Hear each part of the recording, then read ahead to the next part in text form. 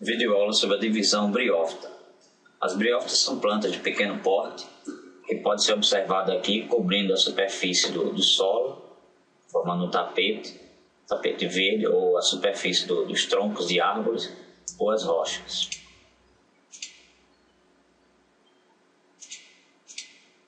Aqui uma outra paisagem na qual também podemos observar a presença de briófitas sobre as árvores. Aqui no solo tem pteridófitas, samambaias. Essas plantas elas não apresentam raízes, apresentam rizóides, nem caule, apresentam cauloide e nem apresentam folhas verdadeiras, e sim filóides. Vamos apresentar as características gerais.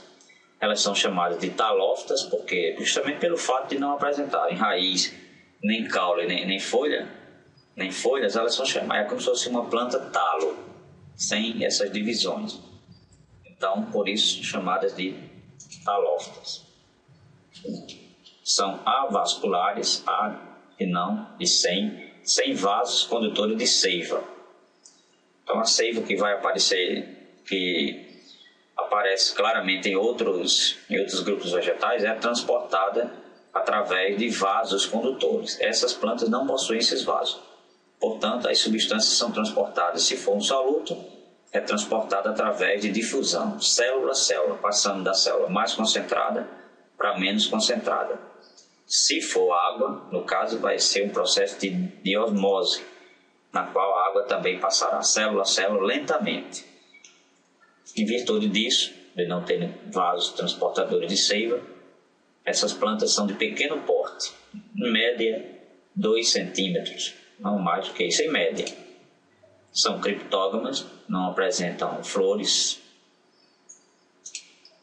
e são esporófitas por não apresentar, são chamadas também de esporófitas por não apresentarem sementes. Se não tem flor, consequentemente não terá semente e não terá fruto. Essas plantas provavelmente derivam de algas verdes. Há muitas semelhanças quanto ao tipo da clorofila, por exemplo, entre briófitas e algas, que levam os cientistas a acreditarem que elas descendem, que as briófitas descendem de algas.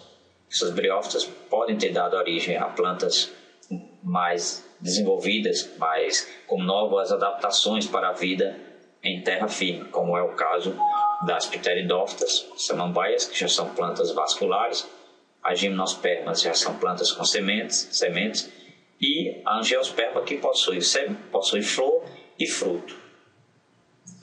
A briófita ela não é uma planta completamente terrestre. Como vamos ver agora no ciclo, elas vão depender da água para a reprodução. Por isso são comparadas até mesmo com os anfíbios.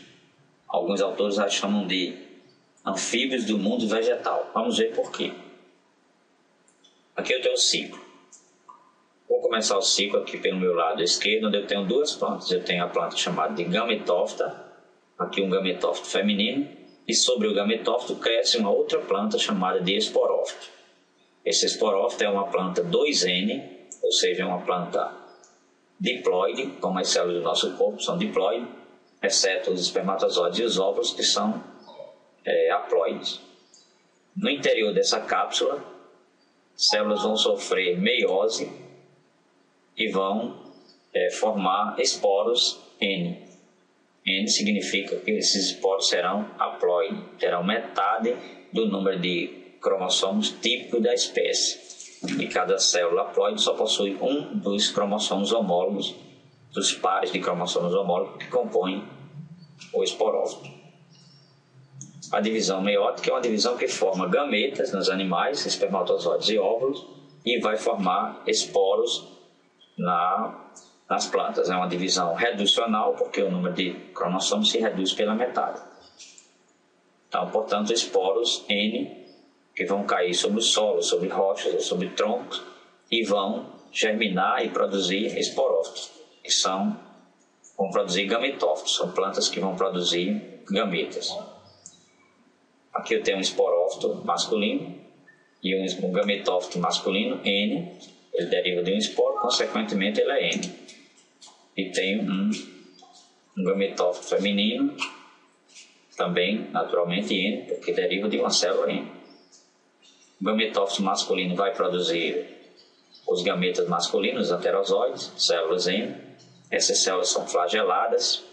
Quando chove, uma gota de chuva bate, cai aqui sobre o anterídeo, uma estrutura que produz o anterozoide, e borrifa e é projetada sobre o arquegônio, estrutura reprodutora feminina, onde é produzido o gameta feminino, no caso a oosfera. A oosfera também, todas as células aqui são N. É por isso que as briófitas elas precisam estar juntas, porque é necessário que estejam juntas para que o gameta masculino alcance o gameta feminino. Por isso que nós vemos aqueles tapetes sobre rochas e sobre o solo, sobre troncos. A partir da união do gameta masculino com o feminino vai se formar um zigoto, 2N, porque N do anterozoide mais N da oosfera, então N mais N, 2N, vai formar um embrião, um zigoto primeiro. O zigoto vai sofrer divisão, dessa vez mitótica, porque o crescimento se dá através da divisão mitótica, não a divisão meiótica, e vai produzir, vai crescer sobre o gametófito, né? Lembre-se que o arquegônio está sobre o gametófito feminino, e sobre ele vai crescer o esporófito 2N, que vai sofrer meiose e produzir esporos, e assim o ciclo vai se repetir. E aqui eu encerro essa videoaula sobre a divisão briófita.